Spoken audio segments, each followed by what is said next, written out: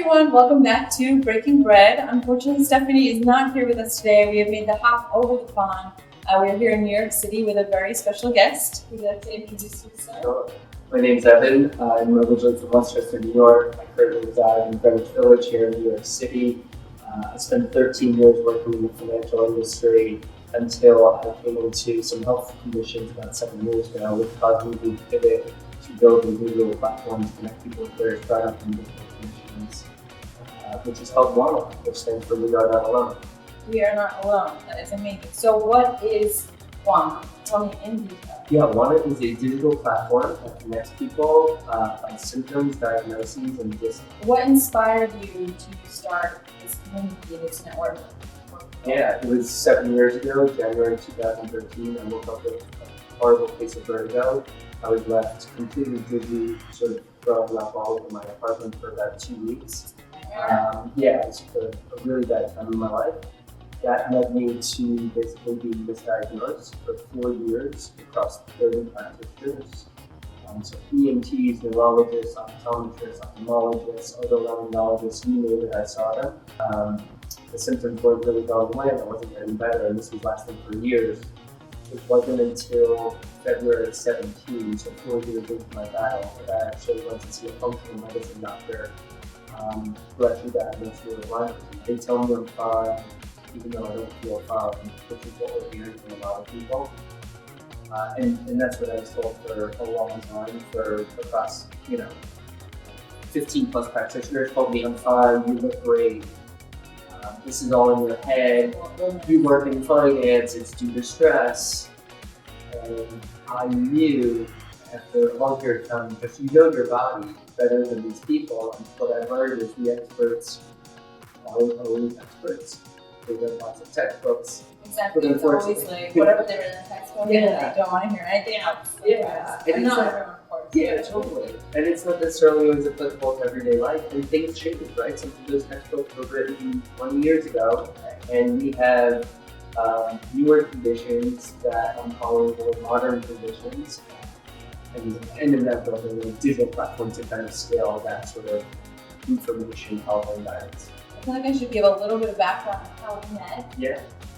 So I was diagnosed with endometriosis 2 years ago, and so I've chosen more or less to treat myself holistically and eat a certain way to avoid inflammation, which is why we are breaking bread over some snap peas instead of something a little bit more lavish for this afternoon. And so we got connected over our illnesses, really. So it's really beautiful to be able to create that network on a larger scale. I think it's something that was missing in our modern community, really, with all the going on we have. You had mentioned functional medicine. I'm really curious about that. What does that mean?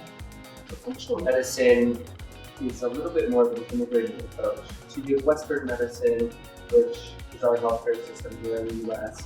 It's incredible, it's advanced, yeah, huge life expectancy, very far, but it focuses mainly on the key areas. So you have specialists that focus on different parts of the body, and they typically treat the symptoms. For functional medicine or integrated medicine, it takes a little bit more of an Eastern approach, holistic approach, and basically looks for the actual root cause of what's driving your symptoms.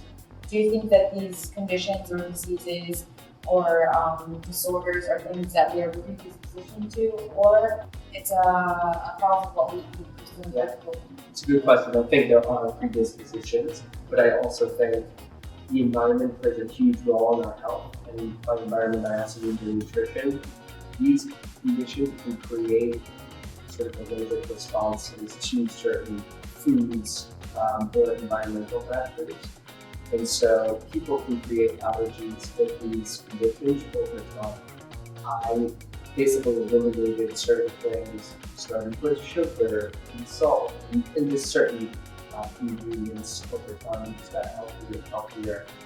And living now, the inflammation came down, I leaned up, and I feel the best I can do with health. So I'm gonna open up this parentheses because you all know how much I love my bread and pasta, especially living in Italy. Yes. But I've noticed the extreme like the skyrocketing numbers of people who are allergic to gluten, who are gluten intolerant here in the US, and a little in Italy as well. Do you think it really is the actual, I mean, this isn't your expertise, but do you think it really is like the flour, or is it the additives that we implement? Yeah, it's called the food revolution, I believe. Yeah. If you think about the actual food pyramid, it's quite the opposite of what we Right, should be exactly, here, right? like The bottom is all like grains and rice Yeah. and meat, and then the sort of closer to the top is your like veggies. vegetables. Yeah, Yeah. exactly, and vegetables.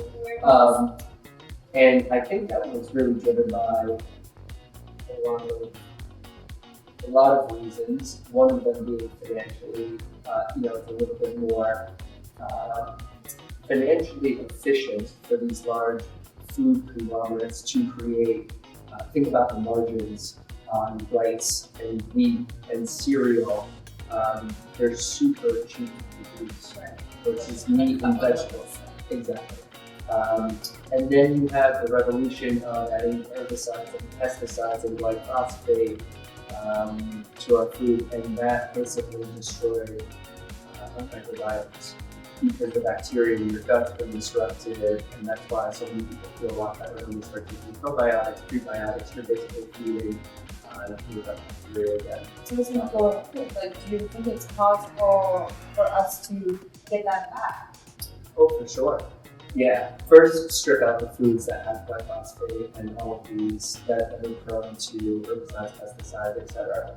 Number two would be start restoring your gut health through probiotics, prebiotics. Acacia fiber is a popular one. So what imprint would you like to leave on society with this project? It's a good question. I think one of the goals of Wana is to really help create awareness. I'd love to raise awareness around these natural treatments, also around functional medicine. I think people should be looking or discovering functional textures in their career and seeing them. That's great.